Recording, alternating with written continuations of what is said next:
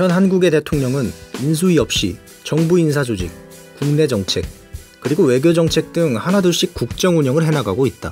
그 과정에서 누군가는 그것을 지지했고 누군가는 호되게 비판했다. 일단 이런 것들을 다 떠나서 그가 국민들에게 제일 높은 점수를 받았던 부분은 바로 소통이라고 한다. 그는 단순히 경호를 낮추고 국민들에게 사진을 찍어주는 행위를 넘어서 인사조직에 있어 국민에게 직접 보고하였고, 앞으로도 오늘처럼 좀 국민들께 보고드릴 중요한 내용은 대통령이 직접 그렇게 말씀드리도록 하겠습니다. 언론을 국민의 대리인으로 생각한다는 점에서 기자들에게 질문이 있으면 자신한테 직접 하라는 모습을 보여주었다. 혹시 질문 있으십니까? 또한 그는 처음으로 여야 5당 원내대표들과 함께 청와대 상춘제에서 오찬을 했는데, 여기에서 그는 이전에 관행이었던 이름표 배치를 권위주의적 문화로 여겨 그 자리에 먼저 나가 원내대표들을 직접 기다리는 모습도 보여주었다. 물론 이러한 모든 것들이 다 그의 이미지 메이킹이라는 비난도 존재한다.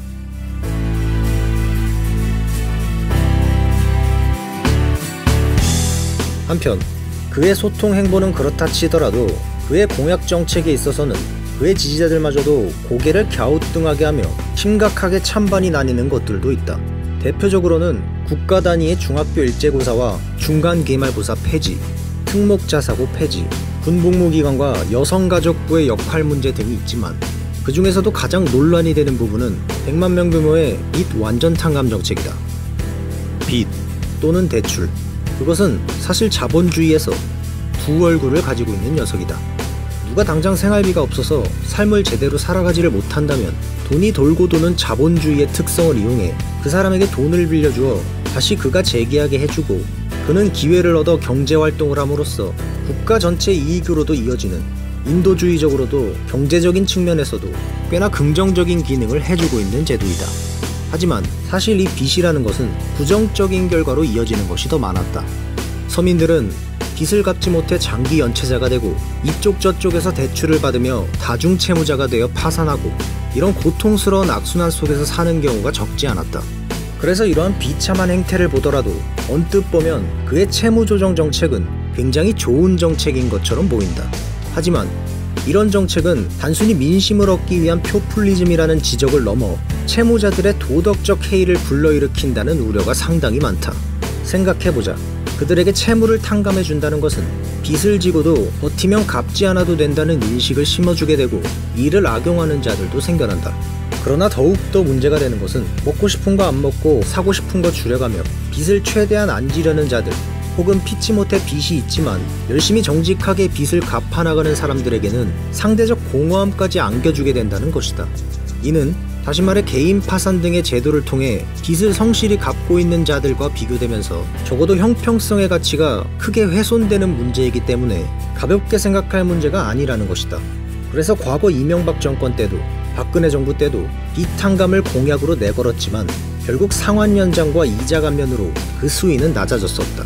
그렇다고 정말 진심으로 빚을 갚을 의지가 있는데 도저히 능력이 안 되고 기회조차 못 얻는 사람에게 어떻게든 알아서 빚을 다 갚으라는 것도 그 나름대로 문제가 심각하다는 반론도 제기되고 있다.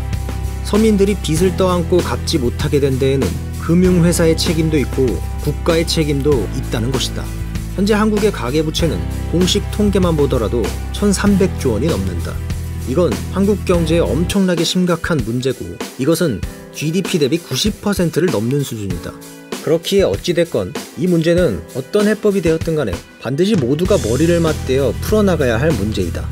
그러나 그 문제를 해결하는 데 있어 전문가들의 의견은 너무나도 갈리고, 거기다 금융권들의 이익도 연관되어 있어 굉장히 복잡한 문제이다.